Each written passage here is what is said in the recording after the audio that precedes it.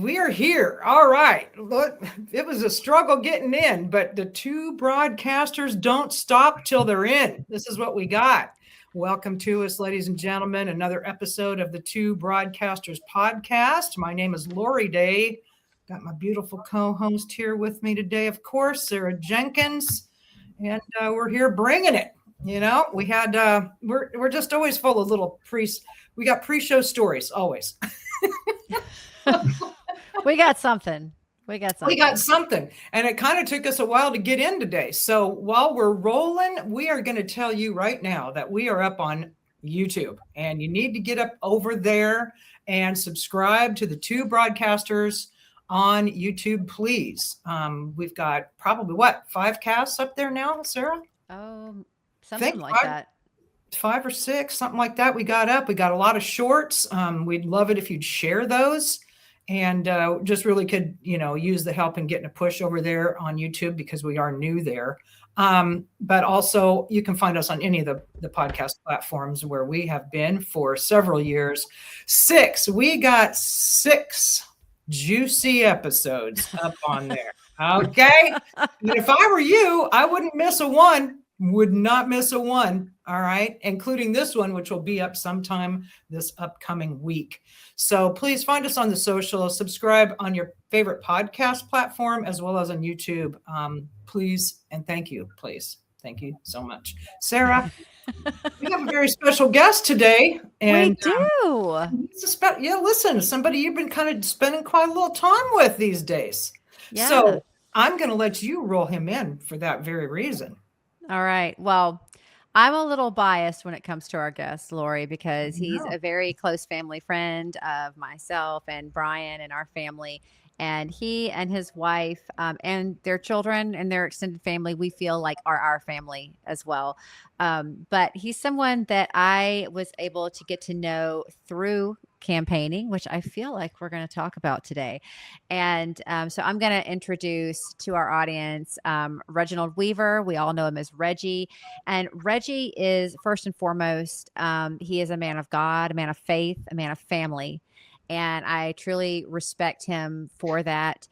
He's a man of the community. So Reggie has done a lot of work and still does work with people who are homeless, who have addictions, who are struggling with various things in that realm and sphere.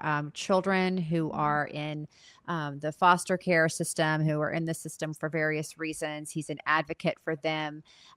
He has a heart for families and for children and for the inner workings of his community. He's a boots on the ground guy. He's going to go out there and find out who has a need, and he's going to see what he can do to help with that. And that's one of the things about Reggie that has always struck me as, he's authentic and he's real. And it's not about, glorification or anything like that for himself. It's about, how do you heal people? How do you heal your community? How do you heal hearts and wounds from, an emotional and a spiritual perspective? And so we've gotten to know each other as he's been running for county mayor in our previous election, and now he's running again. So that's my really short, way off the cuff. There's so much more. I could go into, he's got a business degree. He's working in this. He's doing this. I could talk him up all day. But that's really, if I had to give a bio for Reggie, it's that he's got the heart of community and making sure that his community is working to its fullest and that people are taken care of. So I'm going to bring on Reggie Weaver to the show. Welcome, Reggie. Thank you for being here. Well, Laura, thank you, and Sarah for having me today. And Sarah, you wasn't quite honest about how you know me. Actually, Sarah, at one of my many 50 jobs that I have, Sarah came in looking to print something at a print shop. And that's true.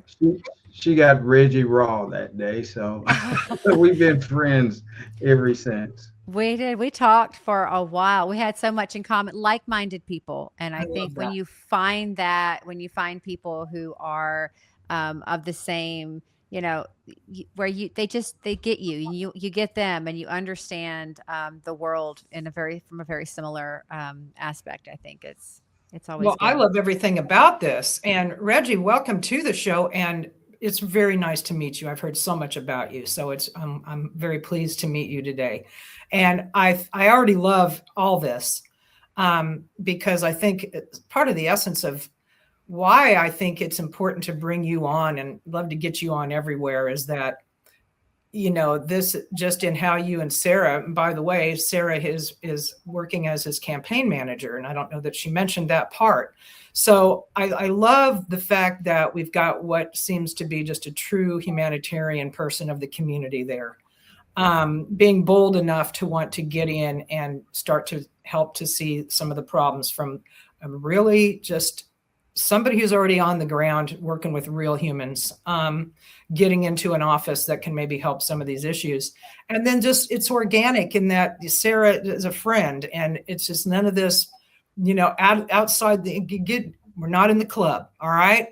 This whole ordeal is organic and outside the ramifications of the political club that tends to happen. And even so much so that it's not just about who's running, but it's who helps you with your campaign and everything else. And this is exactly what we need to get really away from, like running away from, because, they're like all these candidates anymore, even locally now, more so and more so, where I think there's still a great chance at turning locales around. But more and more, it just keeps trickling down into, what I call they raise them up in the darkness kind of politicos. And, you don't know who these people are any more than you would Reggie. You know what I'm saying? But they get trotted out as somebody that has been sort of being, what's the word? Curated and, Milled is what I call it. What you call it? It's a mill work. It's there you go. I see a lot of candidates that are just in the mill process. Mm-hmm. I got involved in this race 4 years ago, but prior to that, my wife and I we were doing a lot of homeless intervention, and we were doing summer camp. That's what we were doing. We were doing summer camp, and the current mayor was at an event, and I asked him for something. And in the process, we kind of missed each other in communication, and I saw him out, and Sarah knows I'm a big kidder. I love to see people laugh, and so I just walked up and I said, "Hey, you promised me this, and you didn't deliver, so I can't vote for you ever again." I wasn't serious. I was just trying to get a laugh.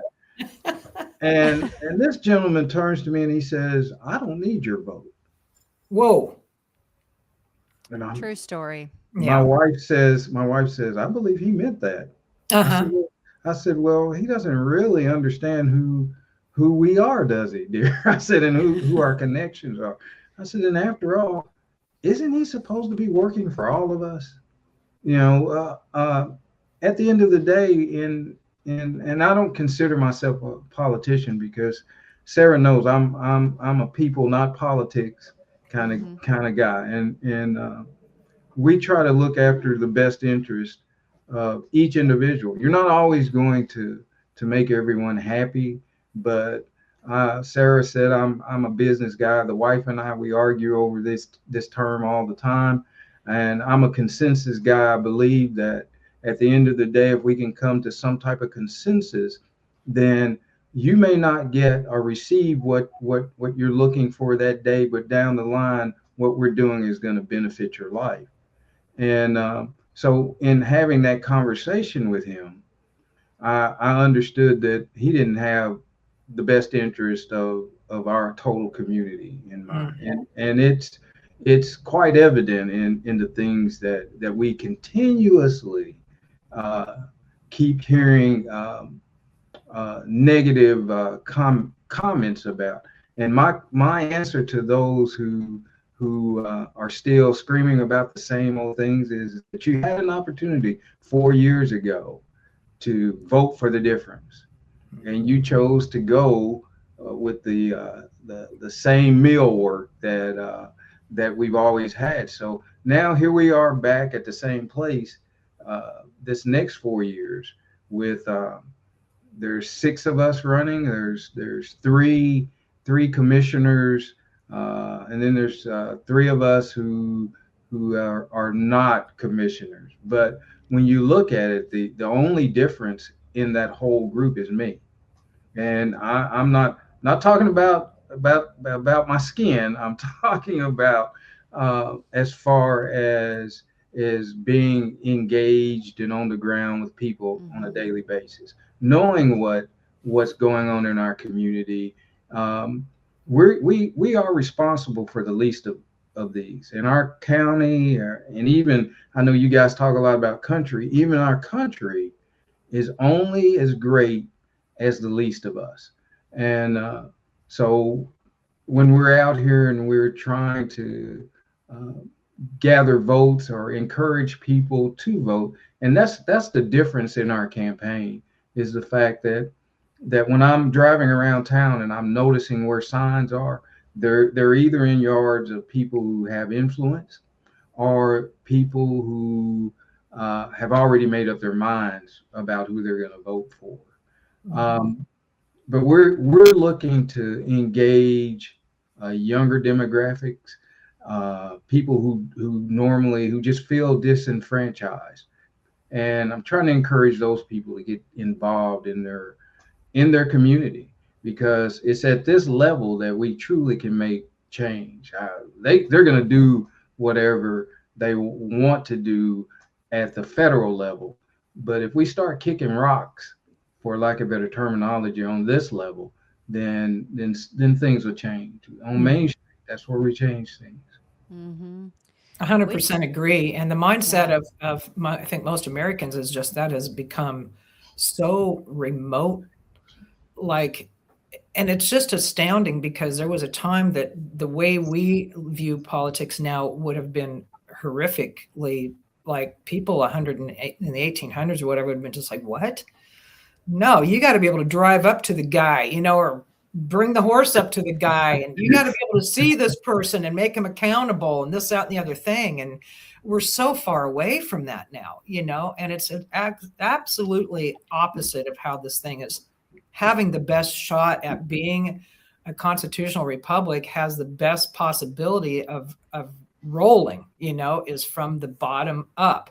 And so now we're all just top down. It's all about who's the president. I mean, it's just and of course, once that exhausts itself, now it's gone higher than that, so there's a lot of things that are happening in our country that don't even, like we talked with our friend Karen last week about, that aren't even coming from, that's all coming from more of a global perspective. The push, though, is to scrap all that and just get down into your streets.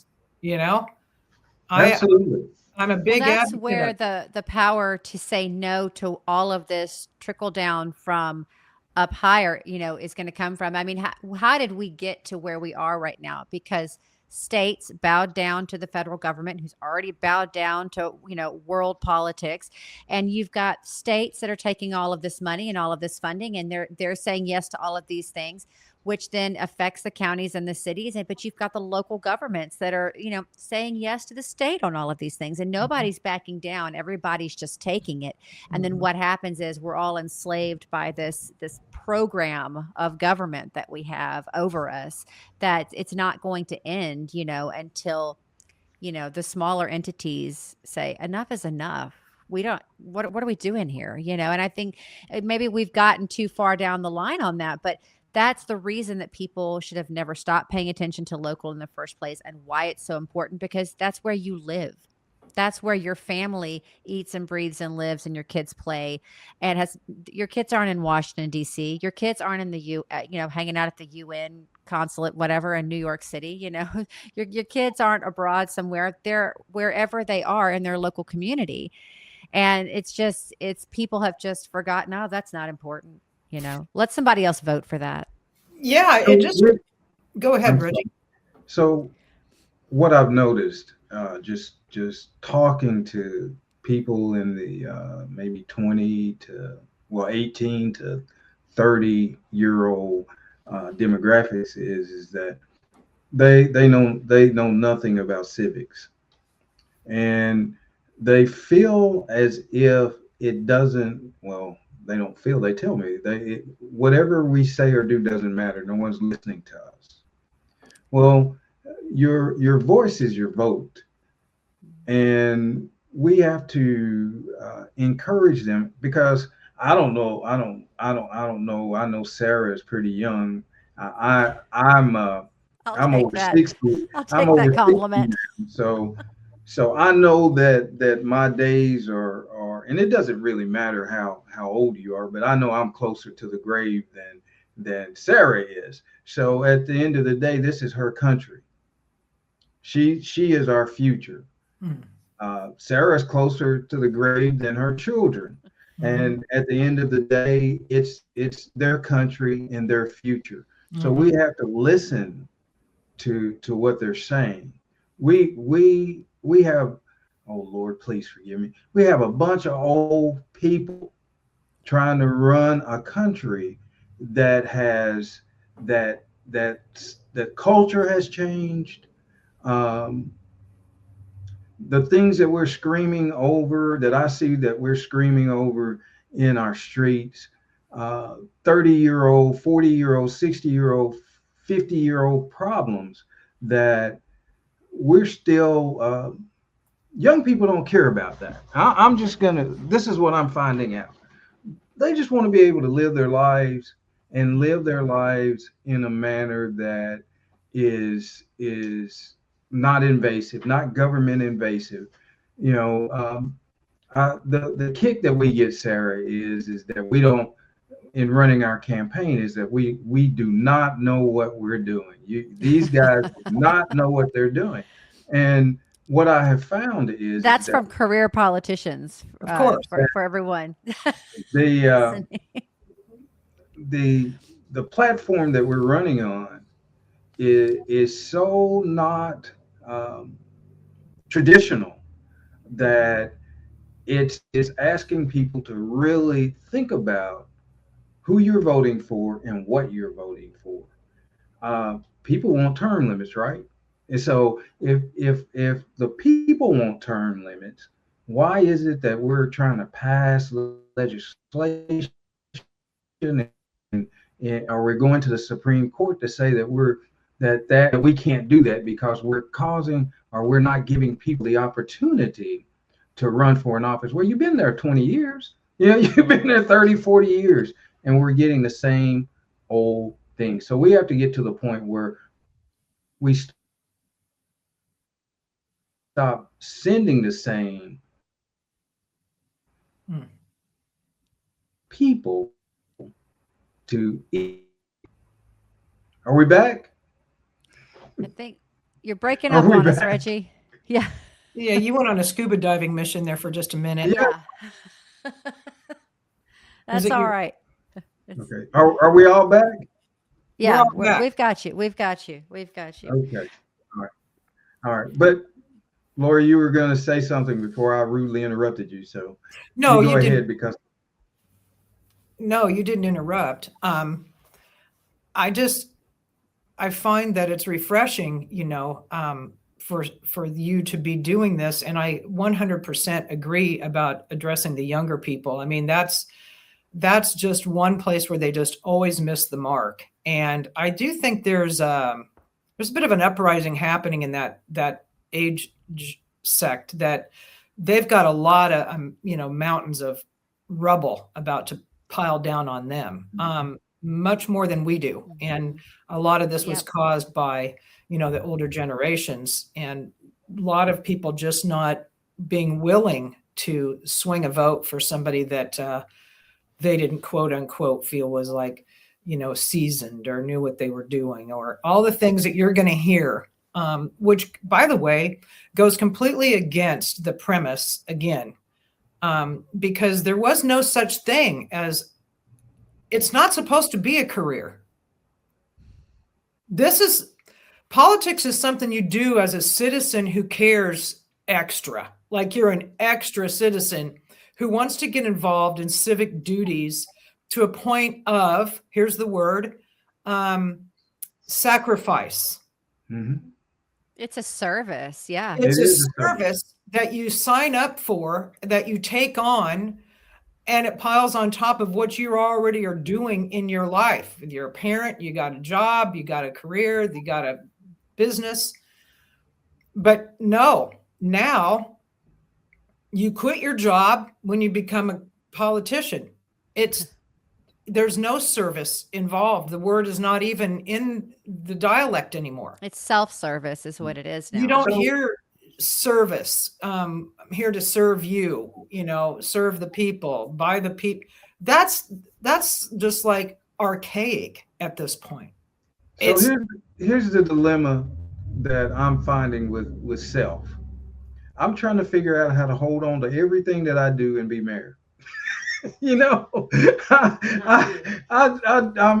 trying to figure out how to be a pastor of a church, how to continue to help those who are in need. How do I do all of these things and still be married? Well, how I do it is it's all service to me. So it's just an extension. Being married is just an extension of what I already do. And now if the citizens decide that they want to elect me as Dickson County mayor, then how can I enhance my community more than I've already, So now I have a different platform, some different avenues that I can use to focus on the least of these, to focus on infrastructure, to focus on all of the things that are essential services for our community. But I do have a question for you, Lori. Do you remember how you felt the first time you involved yourself in a political campaign? How did that make you feel? Oh, what did that feel like for you? It was a real mixed bag, to be honest. Part of me felt very intimidated because they were putting it to me. But I also felt like for the first time I was doing something so far outside of my comfort zone that this had to be good. This was good. This could go down to something I could lay my head down at night, win, lose, or draw, and go, I did something big that was really uncomfortable. And so I was very, I had a lot of high energy for that reason. And I felt like it was something important to display to my son and all of his friends and that whole generation and all that, was that they could reach out and touch somebody that they knew who did this. Mm-hmm. So I think about this often. I know the politics of the person that got me so excited that I knew that I needed to be connected and keep my eyes and my ears open when it came to politics. I was so excited because all of the young people in Dickson at that time, they were excited about the governor's race and who they were supporting, and I could see that and I could feel that energy coming from them. I have not what was I? I must have been 8 years old. So, in 56 years, I've not felt that again because of all of the milled politicians that we have, because it doesn't, to me, it doesn't appear. I can't speak for anyone else. It doesn't appear when I talk to or speak with other people who are pursuing offices that they're in it for the people. They're in it for the paycheck and for the power and for the doors that it may open. I'm only asking Dickson for 8 years. Mm-hmm. It's going to take 4. I understand it's going to take 4 to implement the changes that we want to implement. Mm-hmm. And we're only going to implement those changes if the people want, if that's what the people want. But if they want those changes, it's going to take at least 8 years to do it. After 8 years, I'm gone. I'm not trying to be mayor for life. Yeah. 20, 10, 20, 30 years down the road, and you're still, first of all, I'll be so old, I'm probably not going to be able to 20, 30 years. That's 90 years old. What do I look like trying to tell a 18-year-old at 90 who has all of this energy that I have all of the answers to what you're going through at that particular time? I hope that I don't get so removed as I age out of the process, that I get so removed from the people. I hope I can stay connected to people enough that I know what it is that society is in need of. But all of that energy that I felt then, I feel when Sarah and the crew and all of us get together and we start talking about where we want to go and how we want to get there. I want the people of Dixon to feel that same energy that we feel when we start talking about change. Mm-hmm. Change is a difficult thing for a lot of people because they think that change means they have to compromise something that they already have, and you really don't. It just means that we're trying to build on some ideas and some standards that are laid in, and we have to dig deep in Dixon to find standards, and so we are the standard. That's what I've been trying to explain to people, is that what we're doing in our camp, we're trying to be the standard. Right. Trying to actually have a standard. Yeah. Right. Right. Reggie, you mentioned just a second ago people being in politics to open doors, and it made me think about kind of the structure of where it's gotten away from service, to others, gotten away from taking care of the people in your community to a corporate ladder structure. It is like these political offices are used like climbing the corporate ladder. I'm going to take this position because it's going to lead me over here to where I can move up, and I'm going to be over here. Then now after I take that one, now I'm going to move up to this slot over here. And it's a lot of shuffling around. And if you think about the corporate world and corporate agendas and corporate ladders, and I'm not saying corporate's all bad, but I'm not even saying that any of it is necessarily inherently bad. But when you think about that kind of competition that people have career wise, and it's about moving up, in furthering, your career, your status, your position, and your money and your power and so forth. That is how the political structure is treated, not just in our country, but around the world these days. But I'll speak for us. This is the country I live in. And I mean, that is what you see. You see the backdoor deals. You see all the little, all the scheming and all of the agendas, because everybody's trying to shuffle and get moved up to their place and get where they want to be. And that's not how it should be treated. I mean, people should just be appalled and disgusted at that kind of, that kind of view of an office that is supposed to be to uphold rights and laws and liberties and protect and, communities and protect people and individuals and families.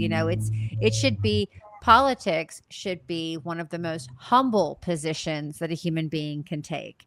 Instead, it's become this glorification, like royalty, like emperors and power grabs. And I mean, I know it's always been that way throughout history. We can see this. And it's just the way the human heart and the human mind work, when that greed, when that avarice is present, it's really, it's a scary thing, in the hands of the wrong person.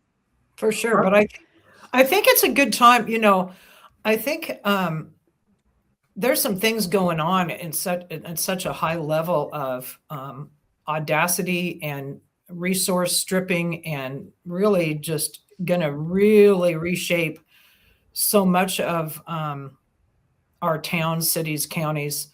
that I think it's an interesting time, to really put the push on local government and how important it is.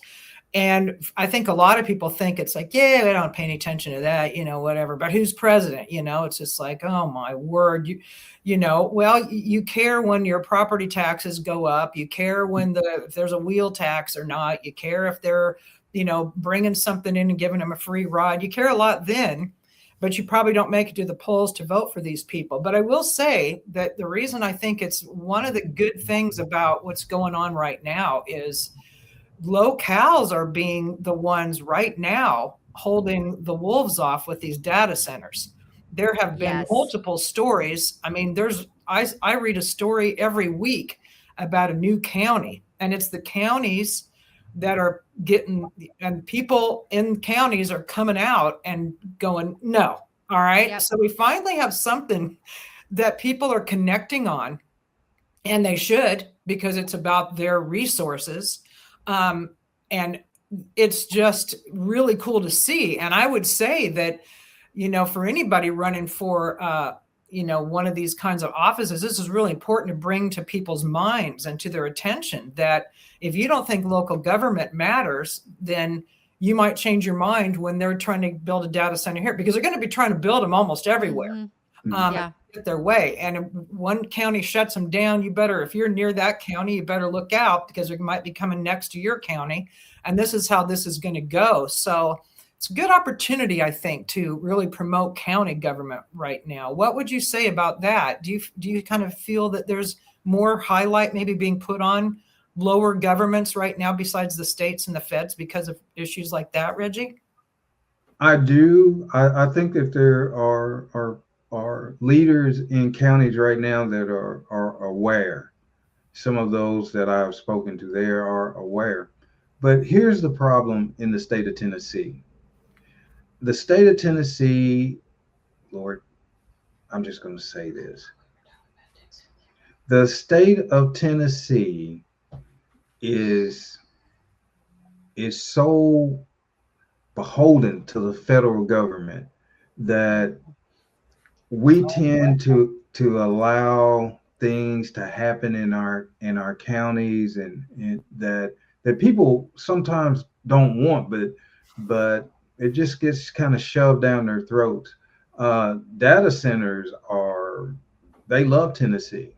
They love to come to Tennessee because it's so easy to get it in here. But it puts a strain on what people have to understand is it puts a strain on our infrastructure. And two, when it comes to powering a data center, what I'm finding out more and more every day is that the everyday citizen is paying the price for that extra power that it takes to run that center. And we need to talk more about that. Yes. And just say, hey, we have a data center coming. They're gonna do X, Y, and Z, and it's gonna make your area so much better. Really? Is it? So let's deep dive into what it's gonna cost the citizenry of my county or my state or that area. What is this? What kind of drain is this gonna put on just a day-to-day infrastructure in this area? Yeah. But we talk about that after it happens. We do a lot of that even in our county after the fact.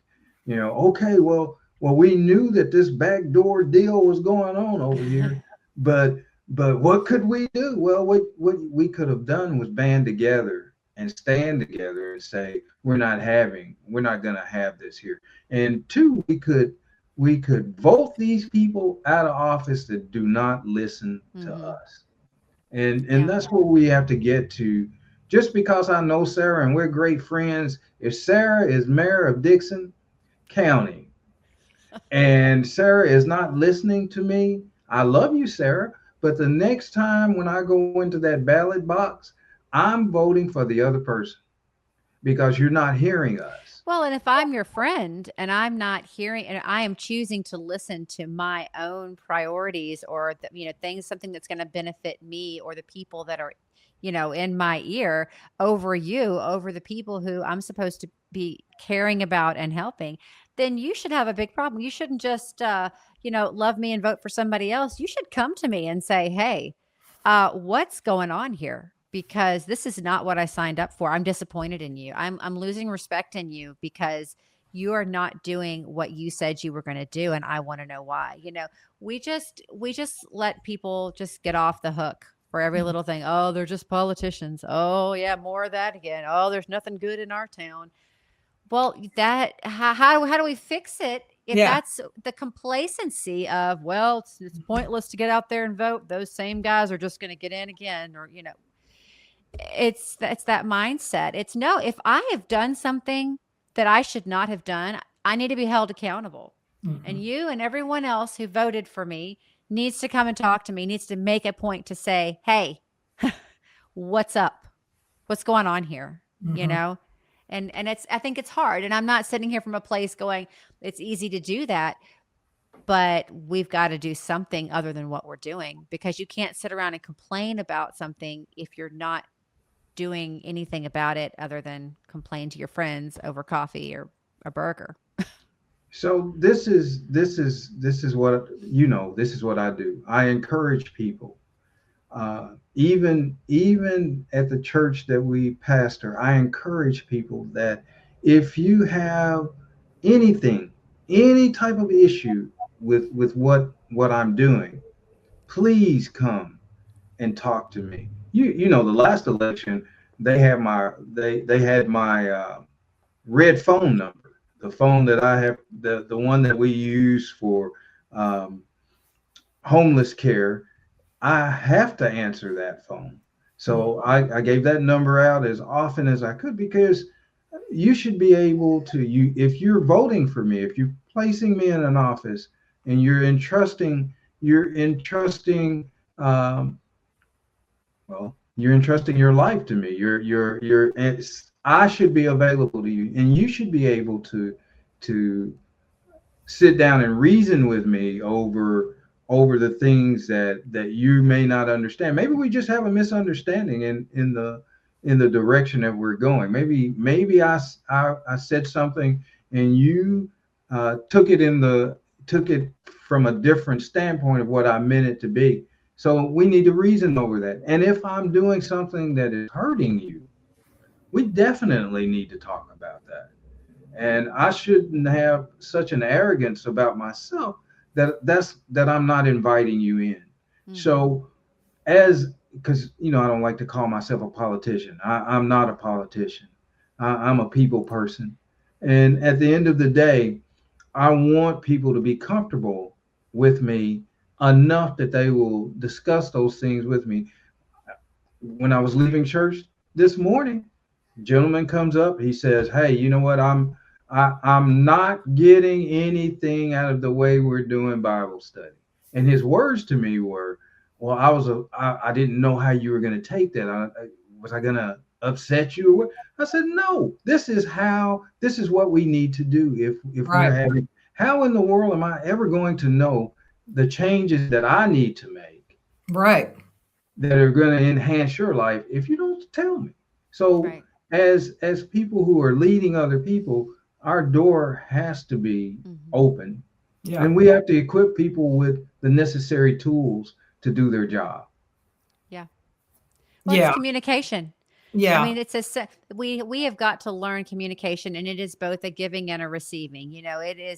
Communication is a two-way thing, and we have to be able to receive that communication to the best of our ability, as well as we need to be able to project that and go and actually communicate, what's on our hearts and minds with somebody else. And we've lost that so much. And I believe that texting and screens and social media and a lot of other things have made it very easy to lose a lot of our communication skills, our actual interaction with people. We're losing that, and we're uncomfortable with it. We're uncomfortable with it, and we're hiding behind screens. We just are, whether we want to admit it or not. It's a big problem. Yeah, I know when I was running, one of the biggest reasons I wanted to get in was I wanted to create events on a regular basis to encourage people to show out, ask questions, learn things, and whether it was me or somebody I brought in or this, that, and the other thing, just to make, talking about issues. I wanted to do that like a couple times a month. And because, the citizens read is not so, like you said, that barely people know how civics even works. And they're not aware of a lot of times. I know when I was campaigning, I got a lot of people throwing complaints out and, wanting to know how I feel about the X, Y, or Z. And they were all federal matters, and and a lot of people got kind of testy. I'd say, well, I'll be honest with you, the state of Tennessee doesn't have anything to do with the military. I mean, there were issues, and it just showed to me that's like people don't understand. They kept thinking I was going to Congress.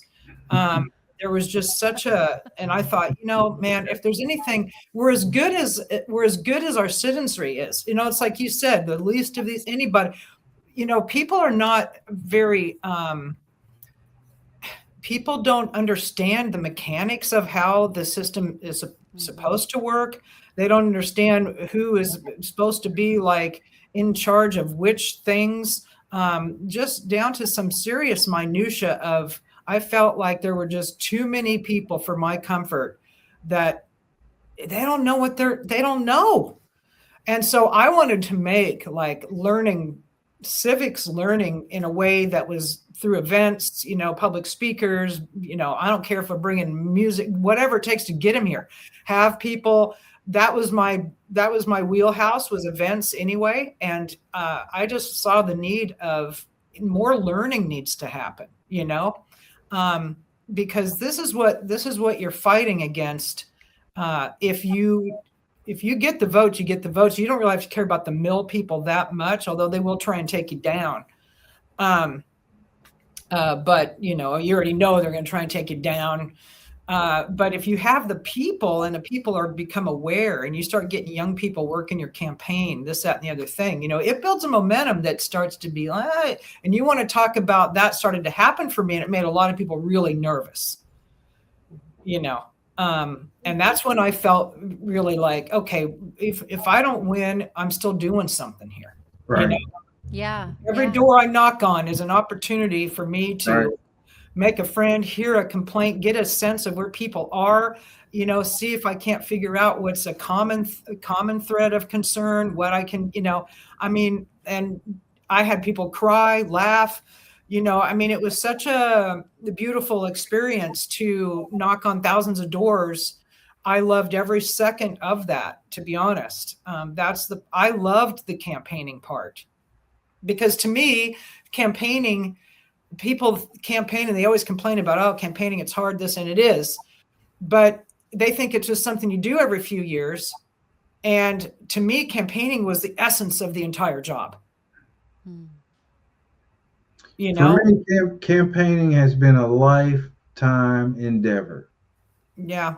I've spent my entire, well, not my entire life, but I've spent a great deal of my life in people's lives. I've been campaigning since I was 18 years old. So I started coaching little league sports at 18. I felt like that I was making the type of impact in people's lives, in their families' lives, that I was supposed to. And what I realized was I've been on the campaign trail since I was 18. And the thing is that you get to meet so many different types of people. My mother had a saying when we were kids.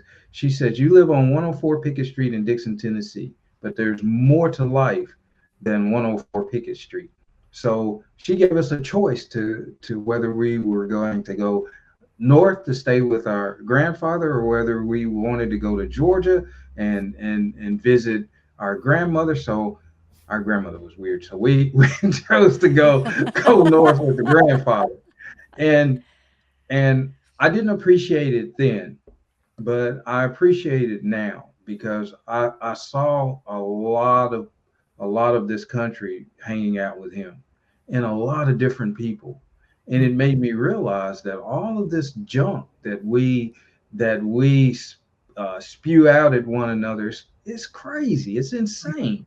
We need to work together. So I feel like I've been campaigning since I was 18 years old, or even before that, even hanging out with my grandfather, learning and seeing the differences in people. Because just because over there on 104 Pickett Street, we like to run around in our shorts and no shirts as little boys and no shoes and all that kind of stuff. Someone over here may have a different understanding of that, you know. So we have to learn what their culture is and respect. We have to show some respect to what they believe and how they live life. And that was so enhancing to me as a child and as a young man, because now I can look at people. I can truly do what my parent was trying to teach me to do, and that is to look at people's hearts and not what their appearance is, because their appearance can fool you, but their hearts never. Their hearts will always speak the truth about who they are and what their needs are and why they are reacting to you in the manner that they are. So campaigning to me gives me an opportunity. It gives me an opportunity to know you. It gives me an opportunity to understand what your needs are, and it gives me an opportunity for them to know who I am and what really drives me to want to be county mayor or in any type of leadership position. You know, like I said, I pastor a church. I didn't think I'd do that again ever. I was like, okay, I'm done with that. I'll do evangelism. I'll do this other stuff that we're doing. I said, but I don't. I'm beyond pastoring. But it's been such a great it's been such a great place that I am in life right now, and it's helping me understand the real needs of our community. I don't pastor in Dixon, but the community that I pastor in is connected to Dixon and other places. So I get to see a lot of what people are going through. Mm-hmm. And our government footprint should be so small that they don't even notice that we're there. It should be so small that they don't notice that, you know. And I had a young man, a friend of mine, tell me, you know, you want to do a single tier government. That'll never work because people won't go for that. Well, if we don't do it, if we don't consolidate our government, if we don't shrink what we're doing in Dixon County, then our taxes are going to continue to go up, and our property is going to continue to be seized by these investors that are crowding people out of being able to build a home, because you have to go through at least 2 or 3 different zoning departments before you can build something anywho. And what's happening here is that we're selling land and investing into things that benefit the people who run our county. Mm-hmm. And they know it. I can say it because I've held no bones about it. We run our county like the mafia. Yeah. And you're not alone. I mean, this is like a common theme now, you know. It's terrible. And I love when somebody wants to call it out, and not only just call it out, but try and, you know, stand in the gap to be that difference. Honestly, Reggie, I got to be honest, that whole campaigning my whole life thing really touched me. I think that's a really beautiful, you know, I would have never thought about that so much, but to put it in the context of, you know, when you are a people person and you want to put yourself out there to help others or to lead or to coach or to teach or to this or to that, you are kind of in a campaigning biz, you know, in terms of what you're doing. And it was just a really, really cool way to think about that. So thank you for that. I loved that. I thought that was very poetic. And I understood that because I felt that way myself without exactly saying what you said, but feeling like you're in the flow with people and getting to know what their concerns are, what's making them angry about, what's stalling them in their lives, and in the relationship to government, there's a lot of stalling going on that people don't know what to do with that, and Yeah. just, yeah, I love that you equate just being a really great people person, like a servant leader, and equate that to campaigning. I think that's awesome, because if that's how you view your life, then what you were talking about earlier about what your plan is and how you want to be with people and always having an open door and stuff, you're just basically following through with what you've already always been doing. And I think that should say a lot. And I think you need to use that on the O campaign trail, because that's a really cool thing that's not so eloquently put that you don't think it sounds just, like hype. That sounded real, because you can't just, that was just a really cool personal way that you feel about that. So I admire that. That's a good one. Very good. And yeah, these people. So in terms of wanting to get into some of the things that you're telling people there, like what are some of your ideas that you think you're really going to rattle some cages on there, buddy? You gotta know. Gotta be rattling it up. Oh boy. You just said consolidation. I'm sure that's got him trembling. Well, I'm having a little difficulty getting because I told Sarah we have to be intentional, and people need to see that we're already working toward solutions for our community. And so a single tier government.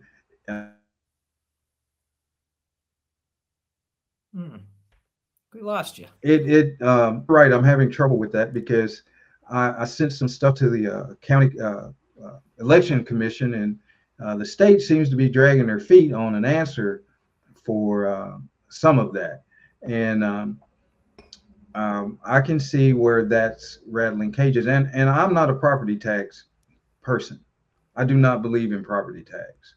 I know that there is a city in Texas, Stafford, Texas, that has no property tax.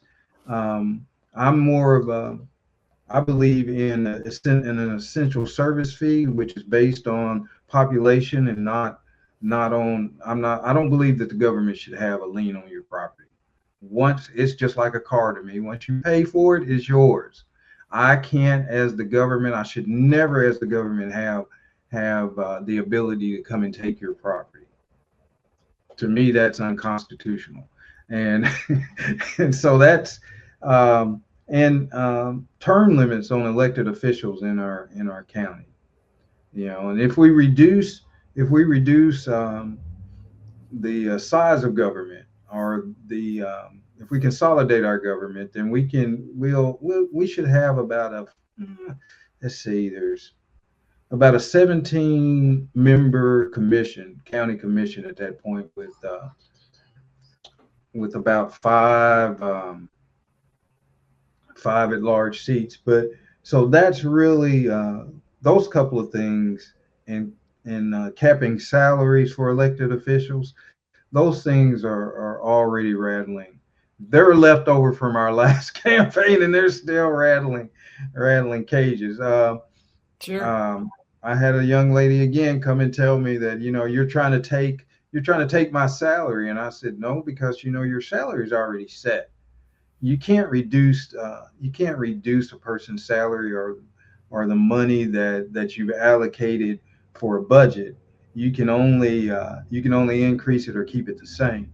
So it's not that we're trying to reduce a salary, but we are trying to cap it to where that maybe we look at it again during the census period, where population is either stayed stagnant or it's raised, and then it's up to the people whether they want to raise our salaries or not. We should never be able to just go in and raise our own salary. Yeah. No, well, again, it's not supposed to be your sole salary. Well, and financial incentive is not what should drive someone to politics, because again, Right. if we're serving the people, if we're serving our communities, it shouldn't be about so that just tells me people are in it because they're getting money, there's a little bit of power. Again, it's probably going to open some doors, connections, whatever. That's not why you get into politics or government in any form. It should not be. And that's the No, problem. That's the this, whole problem with it. right. And it goes all the way up. I mean, you're not supposed to be like, I don't know what it is for Tennessee State House now. It was like, I think 20 some $1,000s a year. Well, you're not, come on, you're not raising a family on that. Again, you're not supposed, and you're supposed to be up there for a few months, and you're supposed to drive back and forth if you can for legislative time. And in a county, I don't know what they think they're doing full time. I mean, give me a break. You're supposed to still be a citizen of the county you live in, not leapfrogging up to now I'm on the, you people work under me kind of vibes and I need to be paid more. That's never the way it's supposed. This is the whole hoopla about why people go into Congress and come out millionaires. They come out richer than they were when they went in. And it's like, that's never been the essence of service, And man, look at their stock portfolios. That's it. All the insider trading amazing. Stuff. And they do it on local levels as well, Yeah.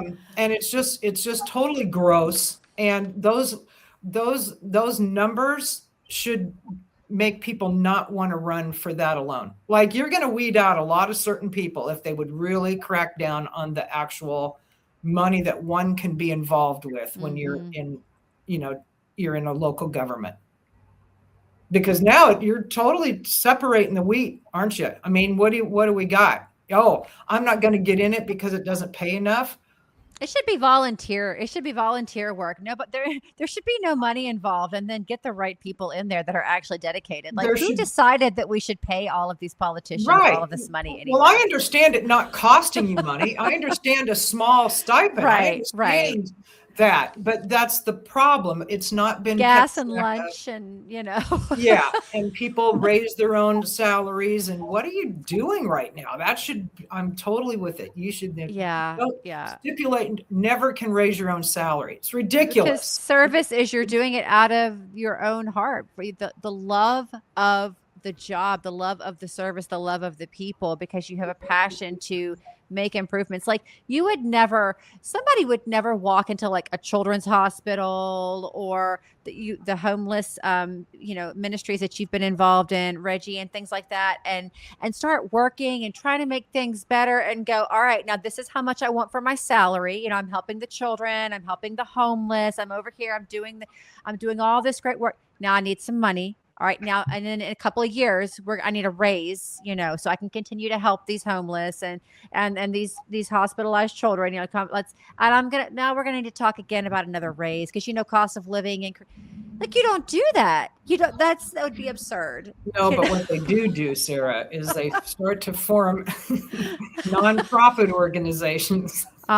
which then they can end up giving themselves a big fat salary from that on.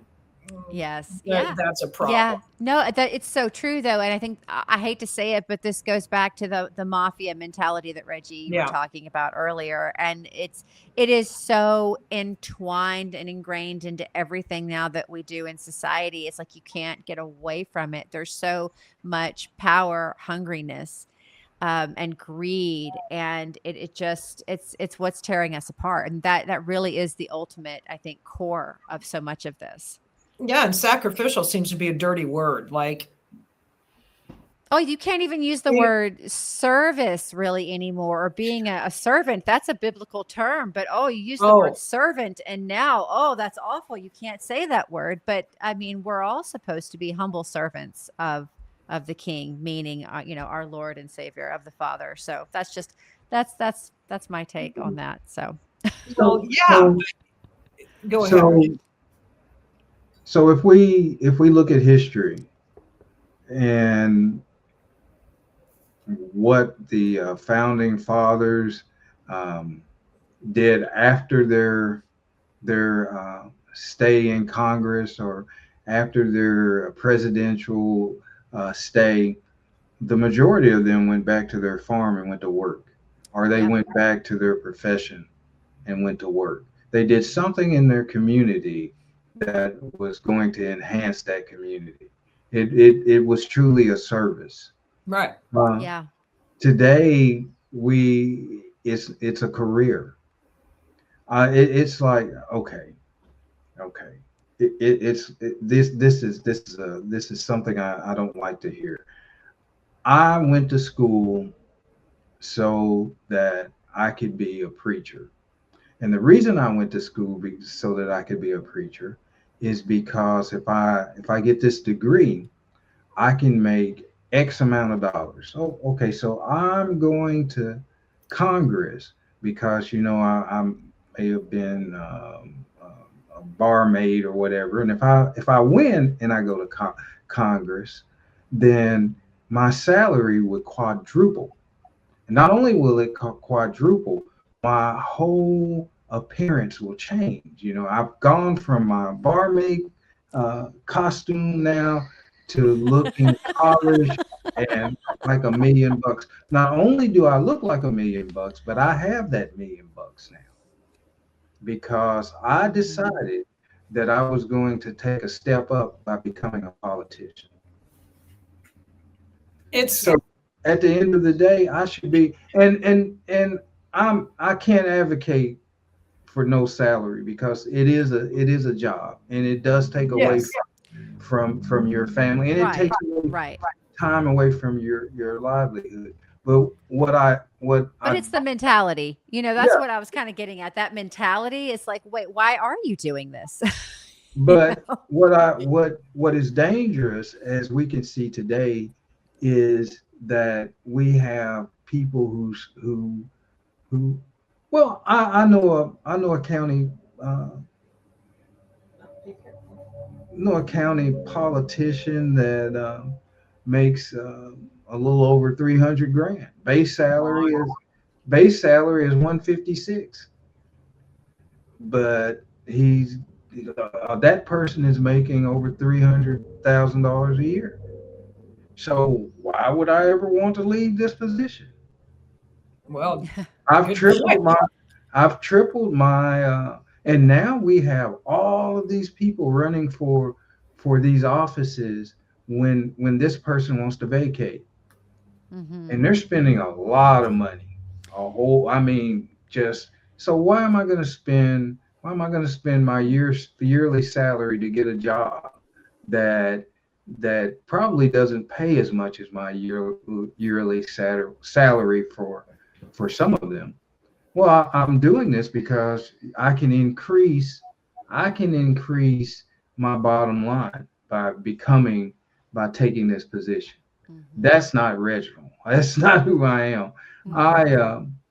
And this was Sarah, this was brought to me. This is another reason why we don't know what we're talking about, because 4 years ago, I said that I would take some of my salary. I said, it's a shame that the person working in your office is making $30,000-$40,000 a year, and you're making almost whatever.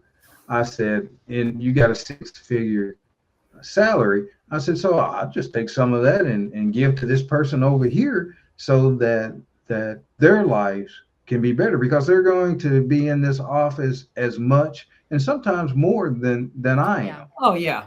So why am I not rewarding the person? And if the way that I can reward the person is to well, you can't do that. That's unheard of. But I'm not in this to become a millionaire.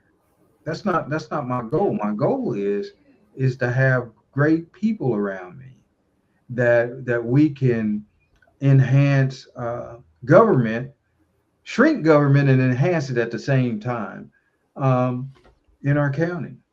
So the money, I don't think that I don't think that we should be able to receive money from PACs, from special interest groups.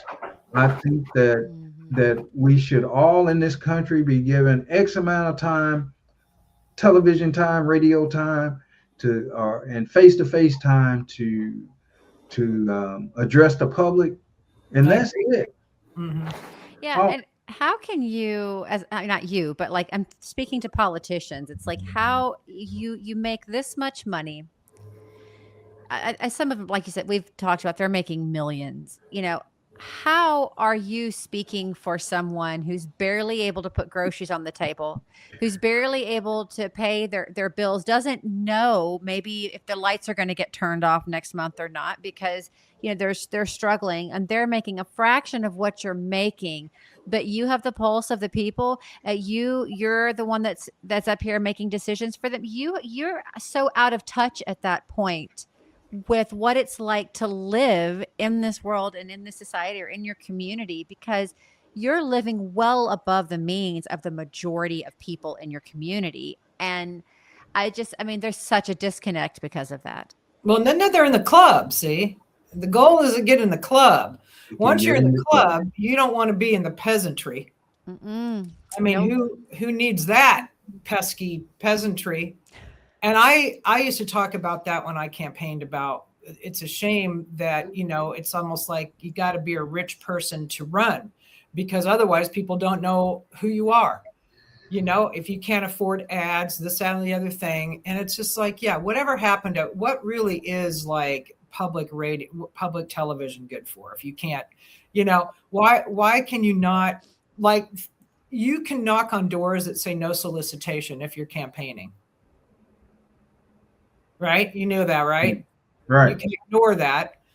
So it's because it was important. Like, okay, not selling, but it's important who's running. If they're coming door to door, we don't want anybody to not get their door knocked on, was the premise of it. But beyond that, when you roll in there, and a lot of these people are they roll their own campaigns, from their own money. And I agree about the PACs. I think it's fine to build money for a campaign, but I think it should come from local business and citizenry. I don't think it should be. And I mean, I took PAC money, but just the system as it is now was, and of course, I had a really hard time raising any money. So I know nobody wanted to give me a dime, until I beat the opponent in the primary. Oh, okay. Now here comes money, which I barely had enough time to spend properly. Yeah, well, I could have used that a long time ago, It's just like you're a horse in a race now. You know what I'm saying? And that's what it is. And you feel every bit of that.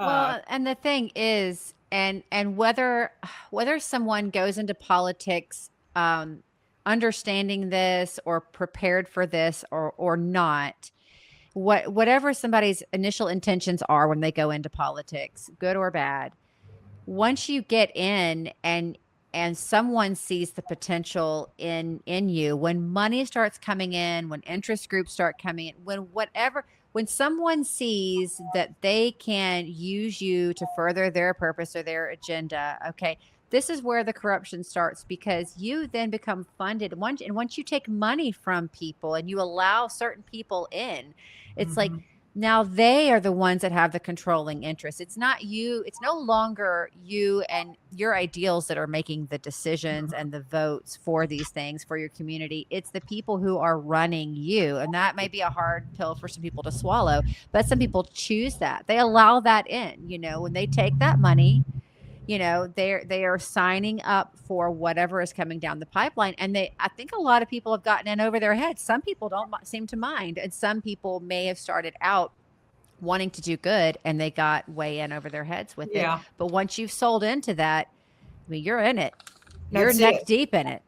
And so we have to be careful in with the people who are attached to us. And what I mean is that when we go out and we're reaching out to individuals, when we're knocking on those doors, when we're having a rally, we have to dig deep into what we believe. Just because you vote for me doesn't mean that you own me. You know what I'm saying? Yes, I'm going to do what is best for every individual in this county in the best way that I know how.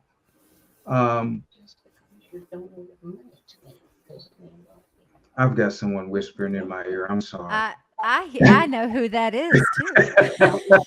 I hear a little birdie in there with you. I'm getting ready to kick her out of this room. Uh-oh. I heard a good quote the other day, and I expanded on it some, but it said in its origin that politicians who support or back other politicians own that politician. I didn't quite get it when it was said, but then I realized, okay, yeah, I owe you a favor, don't I? That's how we view it in this day and age. If you're backing me, then if I'm backing you, then when I come knock on your door, Sarah, and I ask you for that favor, good or bad, you're going to have to ante up because I backed you. Or are you going to find yourself on the death refuge heap because you didn't do what I asked you to do and I backed you? It should never be like that. Even with people don't give, they just don't give you money without expectation in this environment today. Yeah. So, and I never understood either, like how it seems cool in the streets that you have to, and I got into arguments with my campaign manager about this at the time. I was very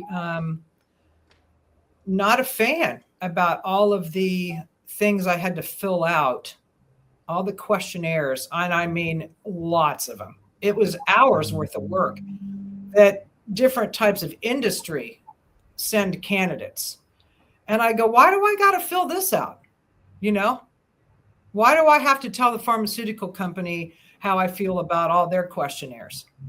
Okay, first of all, I'm not in the pharmaceutical industry, all right? And why they're asking me all these questions about, this, that, and the other thing, ridiculous. And so, but insurance, pharmaceutical, I mean, there was a lot going on there. Pretty happy to say that they never liked my answers on any of them. And I never got any industry money because of it. Because I saw the pattern. I saw how I could have gauged those answers to be a contender for them cutting a check, but I couldn't do it. It was gross. And basically it starts the precedence. And I didn't expect that to be established at that time. That was a bit of a surprise to me running for a state house, that I was going to get all these special interest groups, multiple pages worth of things to fill out. And I go, why do I even have to fill these out? Well, you don't have to, but if you don't, it's going to look really weird. And I go, well, maybe I need it to look weird. Like I tried to fight about even filling them out. And I was convinced by others that would not bode well, that it basically was just like, they'll make me look stupid or this, that, and the thing. And I was like, I think it makes me look honest about why am I answering to people, I don't know. You're asking me questions that I don't know about. I'm not in there yet reading a bill that pertains to your industry, right? So what is this even based off of? I didn't understand the foundational level of it, except for the money part. Mm-hmm. So if you, it's like learning how to beat a test. If you after filling these out for a while, you kind of go, I see what's happening here.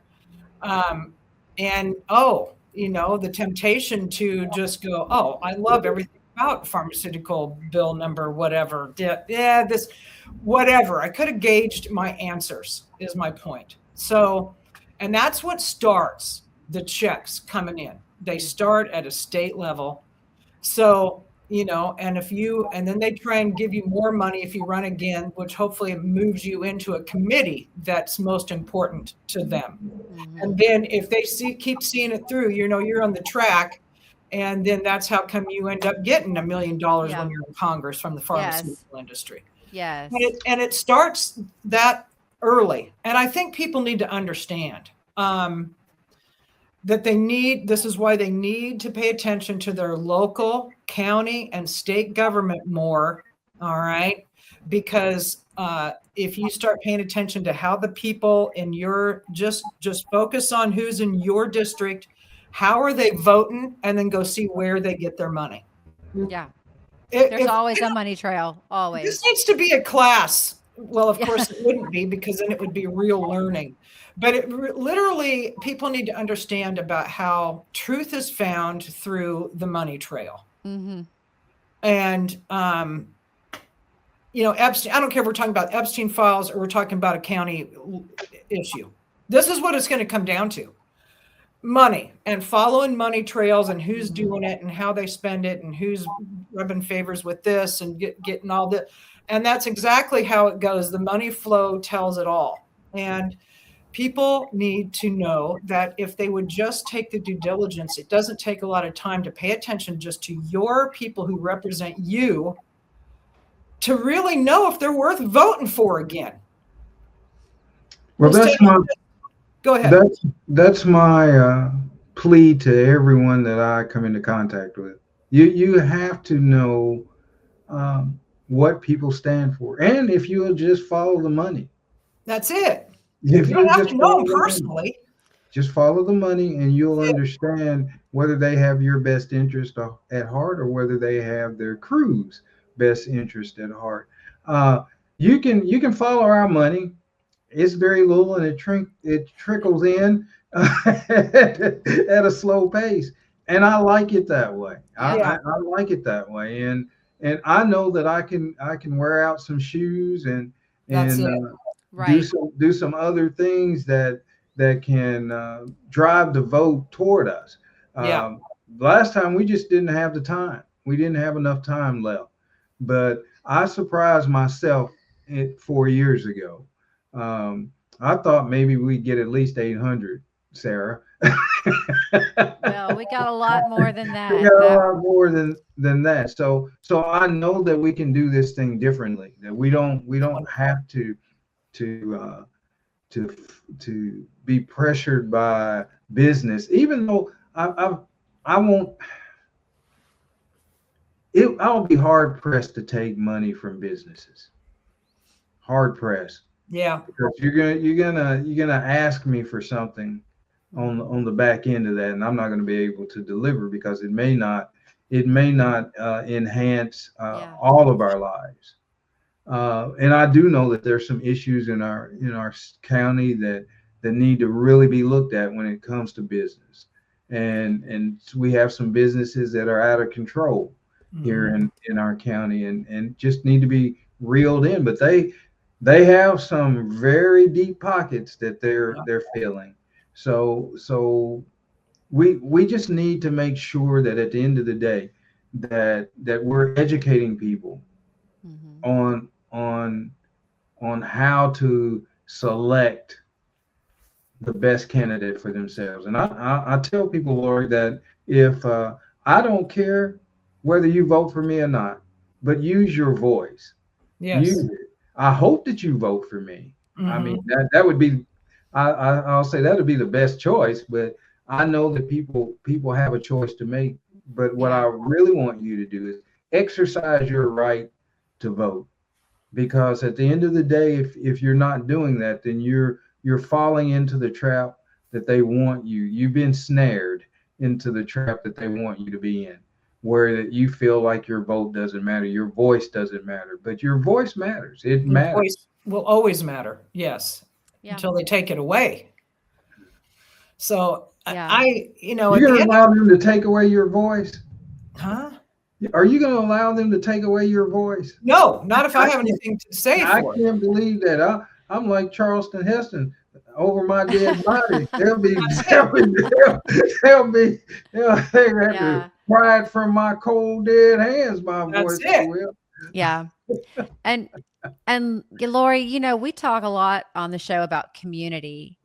And I want to encourage all of our listeners, if you're not already, get involved in your local community. And if you are, find other ways to get involved. I think that's where it begins. And I encourage people to run for office, your Same. local office. Absolutely. We need to get more people in there. I'll say, I just as a side note, that we have a lot of in our county is people who run for office year and every time the election cycle comes around, and they're the only people on the ballot. We have multiple politicians like this, only person on the ballot for that category, because it is just understood in our county that you don't run against them, so they're automatically put in. This is nothing new. And I think if we can get young people especially interested and excited about working in their community as a servant, not a politician, but as a servant.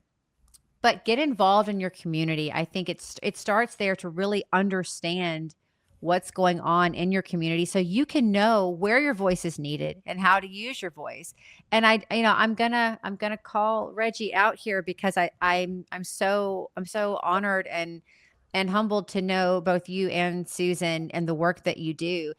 Because I think as we're getting out in the community, we need to look to examples to show what that really looks like. So, not only working with the homeless and those with addictions, and children, and with churches, and and campaigning and all of these things. Like I said earlier, I could go on all day, but one of the things that Reggie has done, and I hope you don't mind me saying this, Reggie, is in order to better know his community, he has taken a school bus driving route to get to know more about his community and the people in his community and different areas of his community, because we don't all, depending on how large our communities are, we don't all get out there, and everywhere all the time. We're so involved in our own worlds. Mm-hmm. And there's other things. Like I said, I don't want to sit here and just make this the, put Reggie on a pedestal show. That's not my intention, but we have to look to people who are setting examples and Right. of how we can be involved and how we can pay attention to the people in our community, to what is going on. And it's something that, it struck me. I mean, this is, and so I want anyone listening, you should be looking for candidates like Reggie. There's more than just Reggie out there, in all kinds of communities all across this country, who really do care, who really do get out there and go door to door and talk to people. When Reggie's out in public, he will stop and take the time to speak with someone, and how often are we all so busy and we're just scattered. We're just back and forth. And do we have the time to hold someone's hand who's hurting and who's in need, when maybe we're late for an appointment? And I think if we can all maybe slow down a little bit and really reach out to the people in our communities, that's where it begins. And that's how we will then begin to better understand our own voice and how we need to use it. So I mean, I wanted to do this podcast with you, Reggie, because I think it's, there's not enough emphasis put on, real people out there trying to do really good work and really standing up, in ways that can make really big differences. And we don't hear those stories, and I wanted this cast to just be mostly encouraging. Like, we need to have more real people that live in Realsville, okay, coming up to bat and stepping up in all kinds of leadership, whether it is coaching for community stuff or getting involved in a area of your city that's got a problem. And if you don't want to run for office, that's fine, but maybe you can help encourage somebody to, or maybe you just want to get involved in the actual thing that breaks your heart. And this is exactly right. What you said, Sarah, we have to have a heart for people still. And I just want this cast to be there. I made a lot of people really nervous. And so what they do is because they knew that a lot of people really, people were connecting with me, and I was honest, and they tried to bury me with everything from a tax lien to all the things. They just flat out lied about me, and did really some ugly mailers and tried to ruin my business. And it was ugly, but I'll tell you something. I will never, ever, ever regret that experience of running for office, because they didn't beat me down. And I connected that experience with meeting people, hugging strangers, crying with people who had sad things going on, knocking on people, just complete strangers' doors, sometimes getting really salty, angry people, and then actually kind of bringing them down, and actually having a conversation with them. Amazing, it was such a life enriching thing to me that I wish everyone could have that experience. Mm-hmm. Like it's in the realm of something hard that takes you out of your comfort zone, like I said, and places you amongst a lot of people who you don't know. You hardly know any of them. And suddenly you're being kind of clamored to for, asking questions to. And I mean, it was a thing, but it really made me have to drill down deep into me. Who am I? Because there was not enough falsehood, for me to have been able to survive that if I wouldn't have had some really serious poor reasons why I was doing what I was doing.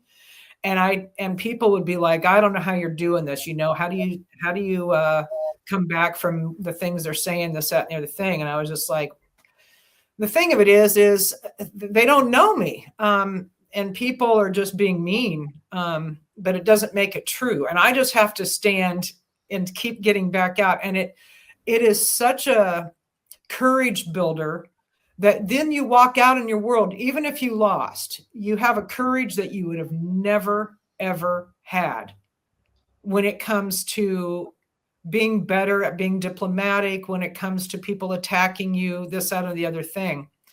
And I think more of us just need to do this, whether it's, like I said, running for office or standing up to work with youth or standing up to work with homeless or standing up to work with dance, theater, anything in your community is huge, and you'll never, ever regret it. And the people of Dixon are very, very fortunate to have a man running that could represent them as a county that has his feet where his mouth is.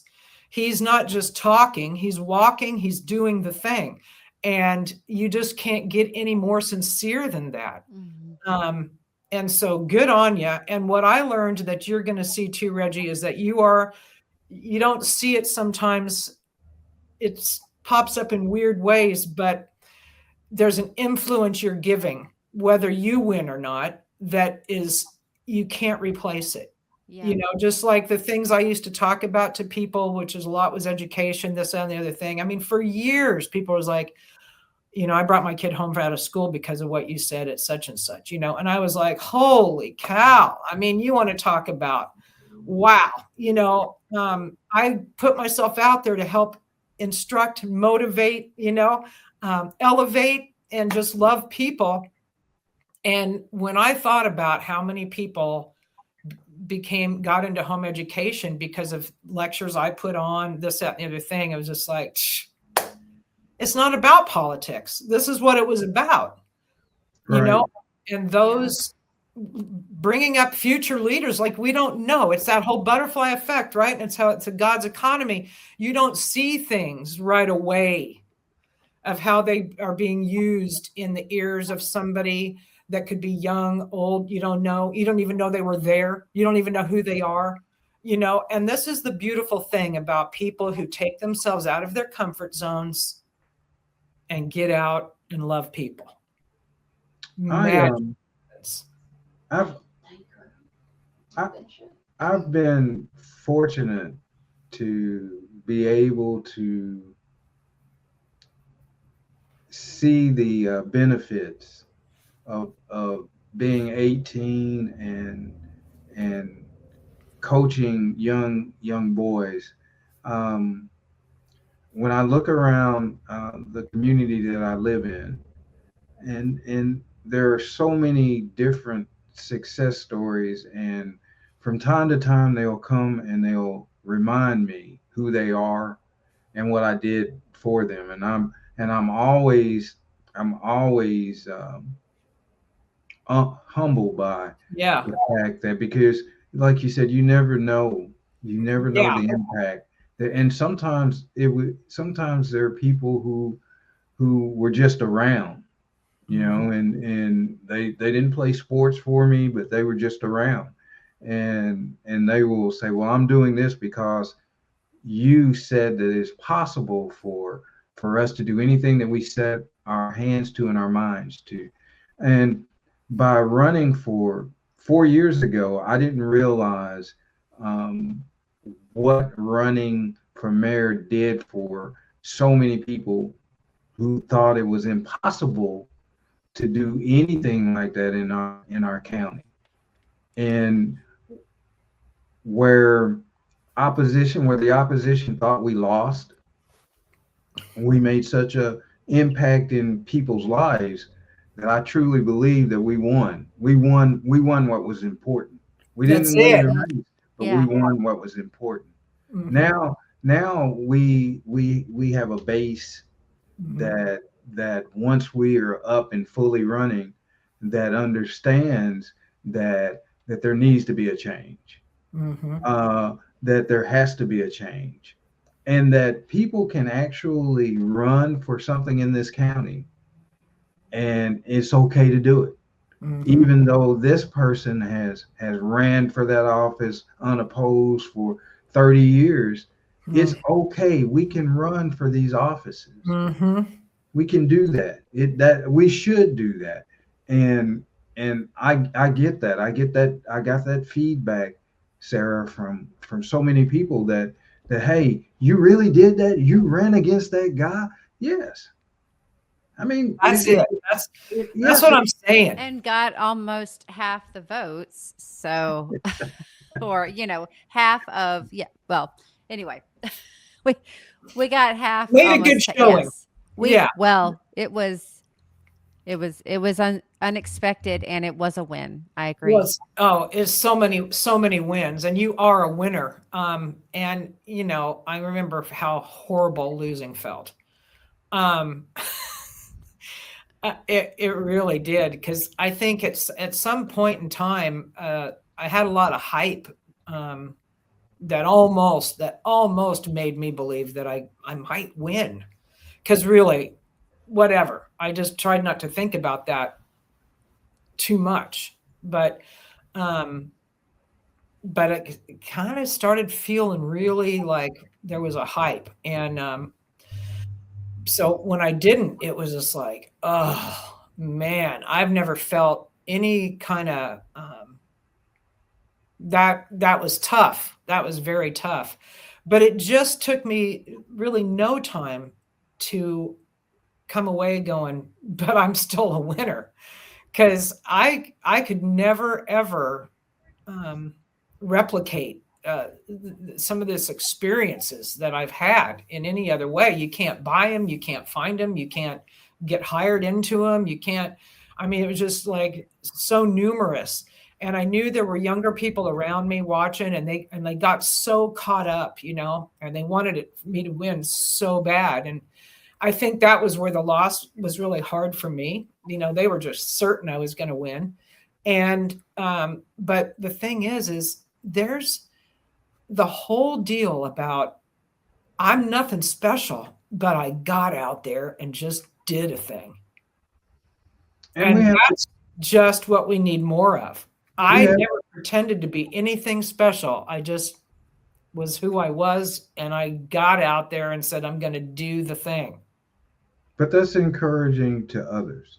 Hmm. and Exactly. and and we need to encourage others to be more active in our communities.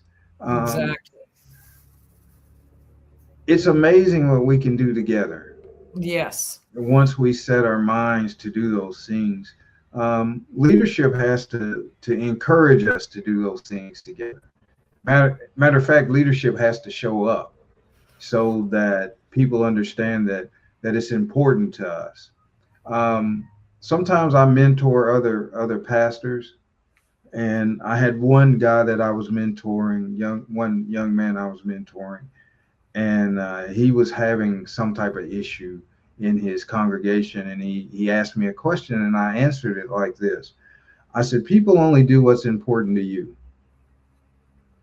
So if they're not doing something, maybe they feel like it's not important to you. But as a leader, you have to encourage them by showing up. Right. It may not be in your wheelhouse to do, may not be something that you're comfortable with sometimes, but you have to show up. And if you show up, then it becomes important to everyone else around you. You can't just say, hey, we need to do this, and then they're out doing all the work themselves. Then the people that you're leading, your sheep, are going to start wandering off. So at the end of the day, we have to show up. We have to stop giving things lip service and actually, I liked how you put it a while ago, put our feet where our mouths are, and do it. There are several organizations that approached me about partnering with them to be a part of their organization, and I told them, I said, regardless to whether I win that election 4 years ago or not, you have my word that I'll do all that I can to help you with your mission. And a couple of them I joined, and it was like, oh, well, he really meant what he's, yes. We do not make promises that we do not try to keep. Yeah. And if it's in my Right. if it's in my ability to do so, I will do that. And I can say that I'm still a part of a couple of those, but my plate got a little full, so I had to cut a couple off. But they understood that I made an effort to do what I promised. Yeah. And I'm hoping that by doing that those organizations and the people attached to that can see that we're sincere about how we want to lead this community. Yep. And that their voices truly matter. It's wonderful. I can't. Hey, listen, if I make it out there before the vote, and I'll pound a couple doors with you. We'll be glad to have you. Yes. Absolutely. We're more than glad to have you. We need all the help we can get pounding on doors. Yes. Yeah, I know that's right. Anything else would you like to tell us, anybody listening, Reggie, that you feel like we missed, or something about you, or just anything you want to say to encourage people? Whatever. Got some last words? I have two things. Sarah talked about bus driving and me. That's one of the most exciting things I've done in my life. I really enjoy getting up at 4 o'clock in the morning and going and getting on the bus and seeing God open up the day for us. And the other thing is that I've had a really great life in spite of some difficulties. And one of the difficulties that I had was that I was homeless at one time. Mm-hmm. And I thought I was homeless for no reason, but I realized that I was homeless because I needed to be able to see the condition of people and the condition of people in this town that I live in. Because here we say all the time that there's no real homelessness, but there really is.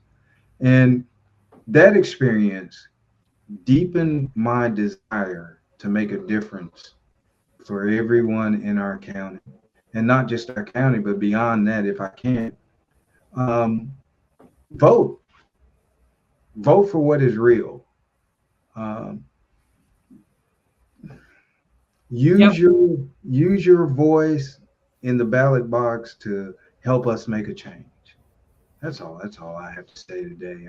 I'm really thankful that the two of you have given me this time to share. I appreciate all of the words of wisdom that I've heard today. Um, and I hope now I'm going to pass a blessing over your podcast, if you don't mind. I hope that the good Lord brings abundance in hearing for your podcast. I know you and Sarah have worked hard to put this together, and I love that name that you have on this podcast, the Two Broads. She always wants to be a little older than what she is, but anyway. No, I do not.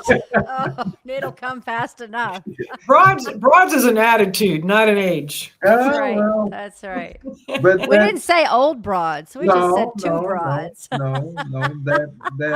That attitude entails maturity. See, you're taking me the wrong way today. No, we're picking. About maturity. But Yes.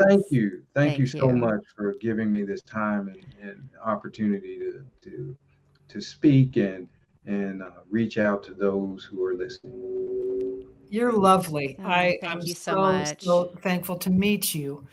And you're just doing great things. I feel it already. And I'm happy that Sarah's on board with such a positive thing for her community. And, you can come back to the Two Broads anytime, my brother. And I just pray over your whole thing going on out there that you will gather some people and they will come to help you because you are the real deal. And you'll gather yourself enough people to get her done this time. There we go. We received that in the manner that it was given. All the love that you've shown us today, we do appreciate it. Sarah, awesome. Don't forget we need to talk later this week. Yeah. Strategize. Okay, Sarah, roll us out, baby. All right. Everybody, don't forget to find us on the socials. Don't forget that we're on YouTube. Lots of fun things happening there. And we'll catch you all later on the Two Broadcasters. Peace out, everybody.